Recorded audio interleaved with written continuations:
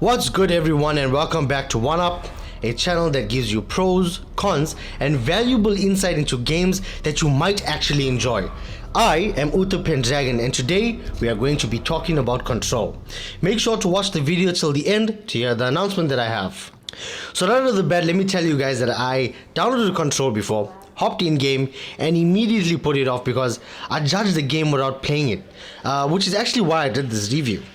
Developed by Remedy Entertainment, the guys responsible for the Alan Wake series, Quantum Break, Max Payne, and Crossfire, and published by 505 Games. Control is a third-person action shooter which has a sci-fi present-day atmosphere, with what I can only explain as a semi-open world game progression. The game's main protagonist being Jesse Faden, and you play her as she looks for her brother, which leads her to the Old House. Now, the Old House is headquarters of the FBC, which is the Federal Bureau of Control, and these guys are in charge of containing and studying phenomena that defies the laws of reality, and Jesse Faden is actually the director of this building. Now, don't be fooled by the term building, which is what made me put the game off initially, because I didn't really like the idea of playing the game that was based in a building. But this building is absolutely huge. The game explains this by stating that the building is a constantly changing supernatural realm that breaks through the space-time. Given this, you will go through a lot of different areas with unique designs that are kind of abstract. Now, that being said, the game does give off a very spooky and weird atmosphere, with a lot of its areas being scary and trippy, and the game, having excellent graphics, does a good job of immersing you in it. So after exploring the lobby for a little while, you'll come across Emily, one of the main NPCs of the game, and she's going to assist you through most of the game's main missions and story. She is also one of many, because the game is surprisingly filled with life. Filled with NPCs that give you side missions and quests, but apart from this, they all have good character to them. They discuss things amongst themselves and issue the player unique dialogue, which I thought was so cool because it's a sign of great AI design.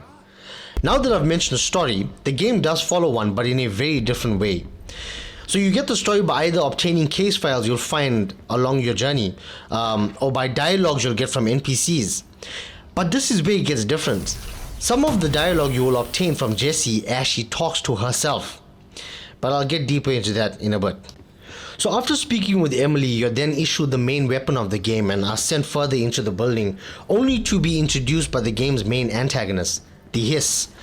What exactly this is, I'm not entirely sure, but it possesses the people of this world and deforms them into these weird yet scary beings that all possess different abilities, which is going to take us to the game's combat and controls.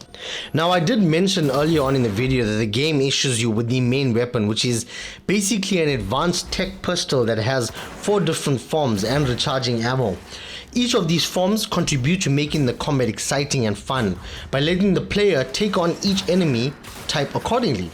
Now, although the gun is aggressive and sounds loud and does a really good job of making the combat feel good, it doesn't have much depth to it, most likely to leave room to highlight that Jessie has some type of powerful being that resides in her. And this is actually who she's been talking to this entire time.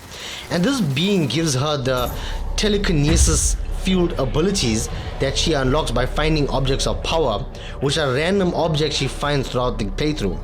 So the fighting in this game is fast-paced and chaotic, but paired with an extremely destructive environment, very responsive and accurate controls and movement really make the combat experience immersive and adrenaline-fueling.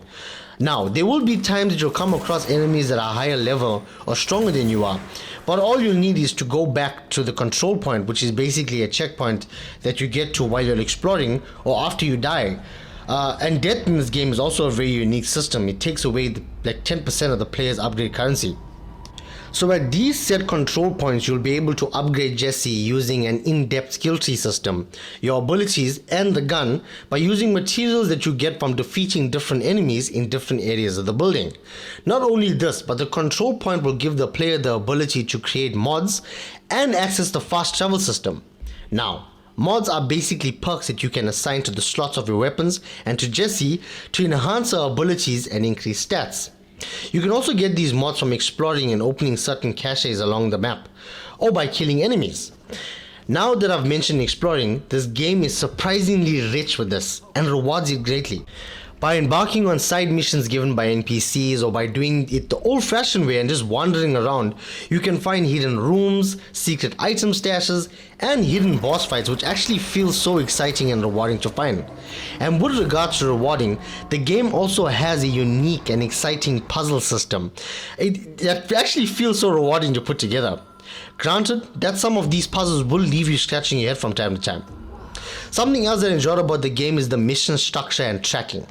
Now all these missions can be found in one tab that tracks all active side and main missions and missions that you've already done.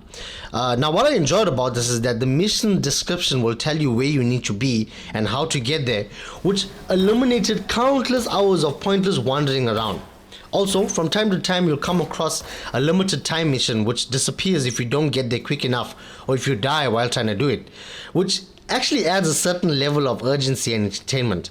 But there is a very good balance of exploring and fighting in game, which I really enjoyed.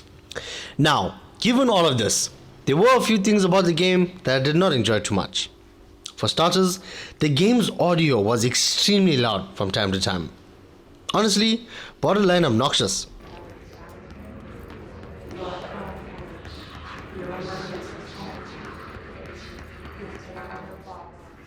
The game was also kind of buggy, like walking while you're trying to run, or the game's directional buttons malfunctioning while you're in the game's menu. It really did suck. Also, the healing system, not too grand, but only allowing the player to heal by little blue spots that fell from enemies after you kill them. And yes, some of these enemies would absolutely ruin you before you killed anything. The mods that fell from enemies would be so repetitive at times. I would find like 5 of the same mods in my inventory after killing an enemy. And while we're on the topic of repetitive, the game came very close to it at certain times. But that is honestly about it. The game is definitely an excellent one and worth playing. It's a straight to the point video game that integrates all the aspects of a great game into itself. Definitely load it up and enjoy a unique gaming experience. And that point is going to bring us to the end of this video. I did say that I have an announcement in the beginning of the video, and the reason to why I haven't been posting consistently is because I do have a second channel. The link to that will be in the description. I post videos of me playing Apex Legends on it. So if that's what you're interested in, be sure to go over there and show the channel some love. But regardless of this, I will be fixing my update schedule to give you guys some consistent content. I am also planning on integrating a different series into the channel, not only games that you guys should be playing. So don't miss out on this opportunity to be a part of it by liking the video and subscribing. It also helps me out a ton and it is entirely free.